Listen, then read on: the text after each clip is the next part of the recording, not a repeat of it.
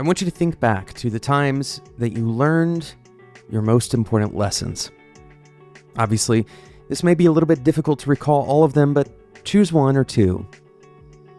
And I want you to return to that place in your mind and try to remember what exactly was the teacher.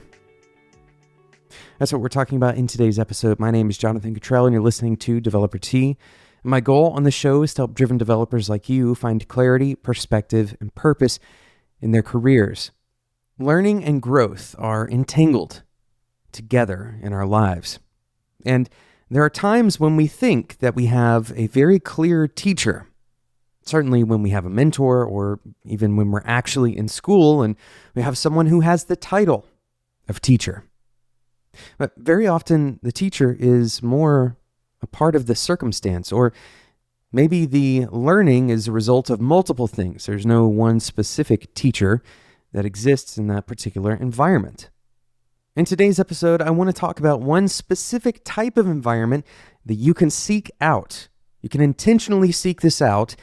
You don't need a specific person to teach you these things. Instead, you can create an environment of learning that teaches you on its own.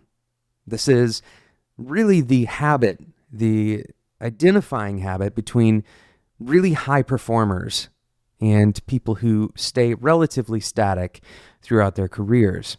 Now, we're not going to claim to have some special secret that you can't get on any other podcast. We're not going to talk about, this differentiator being the key to unlock all of your future success. But instead, I want to discuss this with the presence of mind to understand that we're observing it. This isn't easy to do. This isn't a simple hack that's going to flip your career upside down. But I want to talk about this learning environment, and specifically, I want you to focus on one feeling, one specific feeling, or maybe a group of similar feelings that might help you realize when you're in this kind of environment, and that is uncomfortability. Uncomfortability. This is the feeling of being at the edge of your ability, or maybe being confronted with some harsh realities, maybe receiving some negative feedback, or losing out to an opponent. Maybe it's being turned down for a job, or maybe it's being let go of your existing job. There are all of these moments of uncomfortability that provide us with a natural learning environment. We're going to talk about that learning environment, but first, I want to take a moment to differentiate between the uncomfortability that comes from something that we should escape or that we don't desire versus the comfortability that comes from something that we do desire. You can use this simple metaphor of exercise. Exercise is typically not comfortable. Parts of it might feel good, but when you are exercising hard, if your heart rate is up really high and you're pushing yourself to the edge of your ability, you're probably not going to be incredibly comfortable. However, it's a different comfortability problem, right? It's a different type of pain when you push yourself past a particular breaking point, or when you do something that wasn't intended to be done. Think breaking a limb or moving your body in a way that it's not coordinated or intended to move. So these are two different types of uncomfortability, and we can go through this in our mental comfortability as well. It's important to delineate, and this is very hard to do or to provide you any kind of guidelines for how to do this, but it's important to delineate when you're experiencing stress or negative emotions or that uncomfortability that is desirable versus the type that you should avoid. For what it's worth, some types of uncomfortability are unavoidable entirely. We all have to deal with uncomfortable situations that we can't control. And we do learn from those uncomfortable situations. But sometimes we're in situations where we should remove ourselves. Even in those situations, we may be learning, but we may also end up experiencing enough negative side effects that it's simply not worth it to stay in that situation. And so it's a simple disclaimer here. If you are being, for example, harassed, Well, that is the type of uncomfortability that you don't really want to seek out.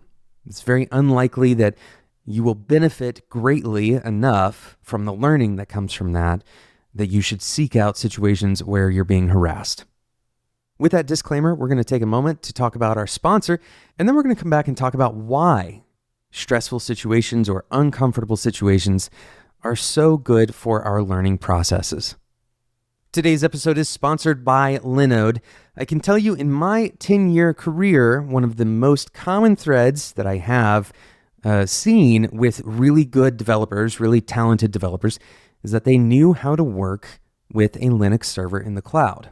I know that seems really specific, but it just turns out that working with a Linux server in the cloud, you learn so much about how servers work, about how networking works, and you have kind of a playground to learn on. It's a low-stakes environment for those of you who are just starting out as engineers. Having your own Linux box in the cloud is a low-stakes environment. It's not even your hardware. You can totally screw it up, and it's okay because it's just a virtual machine in the cloud. Go and check it out. You can get started for as low as $5 a month. That is a very low tuition for a very high return on learning. But of course, Linode is not just made for those of you who are starting out as engineers. If you are well into your career, maybe you're building a startup, you can get your startup running on Linode as well. You can even get things like dedicated CPU plans. And of course, Linode has 11 data centers worldwide, including the newest data center in Sydney, Australia. This means availability is not going to be a problem. Latency around the world is not going to be a problem for your application. Linode also offers a bunch of other services like block storage or object storage, and one-click installs of really popular software like WordPress or LampStack, game servers for Minecraft. Go and check it out. Head over to linode.com/developer-t. And if you're a new user on Linode, you're going to get $20 worth of credit. If you do that $5 a month plan, that's 4 months for free.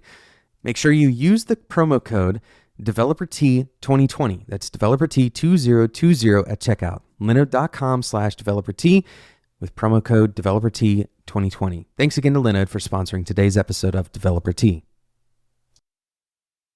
So why do stressful situations teach us? How can we find a learning moment in those stressful situations?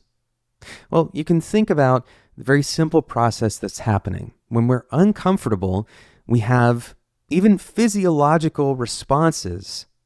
We have our brain that is telling us to get out of that situation, to remove that uncomfortability or to deal with it in some way, right? And so our brain has this kind of built-in mechanism, and it requires us to do something. This is a motivator in a lot of ways. It requires that we do something, and especially if what we're currently doing is increasing that pain, that uncomfortability, or it's not having a good effect on it at all, then that motivation will lead us to try something different. Or similarly, if our situation changes in a way that restricts us, right? If it binds us, if it creates an unexpected reality or some difficult terrain to go through, then our brains, again, are faced with the option of dealing with this new situation that's arisen in a novel way, right? This is perfect ground for learning because we are doing something new. We're doing something new in order to get away from this uncomfortable feeling. But here's where it gets really interesting. It's not just about escaping, right? We don't just learn by escaping and then we're done. Our bodies and our minds are adaptation machines. When we experience stress, when we experience a stressful event, our bodies respond in a way that prepares us to potentially experience that event again. You can see this evidenced in a lot of different processes, autonomous processes that our body goes through. Some of them are very good for us, some of them not as good. For example, when we exercise to the limit of our ability, our body responds by requiring that we rest. This is why we get sore, in order to build up, for example, muscle, right? So this is probably a good response that our body has. When we go through something that's traumatic, our brains respond sometimes in very complex ways, and we can experience things like post-traumatic stress disorder. Now, to be clear, I'm not a professional in any of these areas. I'm not a fitness instructor or a physician or a psychologist, psychiatrist, none of those things. But the evidence of our bodies responding is fairly well documented. Another example would be if we get sick, with some illnesses, our bodies respond with antibodies. So the mental model is pretty clear, but we don't have to just view this in terms of the autonomous processes. We can also intentionally learn in those times of stress, and we can even seek them out. Testing ourselves to the edge of our ability, this is exactly what we're doing when we engage in deliberate practice. When we intentionally put ourselves into a difficult position in order to learn. This is the teacher that we can find in the situation. Thank you so much for listening to today's episode of Developer Tea. Thank you again to today's sponsor, Linode. Head over to linode.com/developertea and use the promo code DeveloperT2020 to get $20 worth of credit at checkout. If you have not subscribed, I encourage you to subscribe in whatever podcasting app you're currently using. Thank you so much to all of those of you who have subscribed in the past and have stuck around listening to this podcast. We're about 5.5 years into this thing, and we don't plan on stopping anytime soon. Today's episode was produced by Sarah Jackson. My name is Jonathan Cottrell, and until next time, enjoy your tea.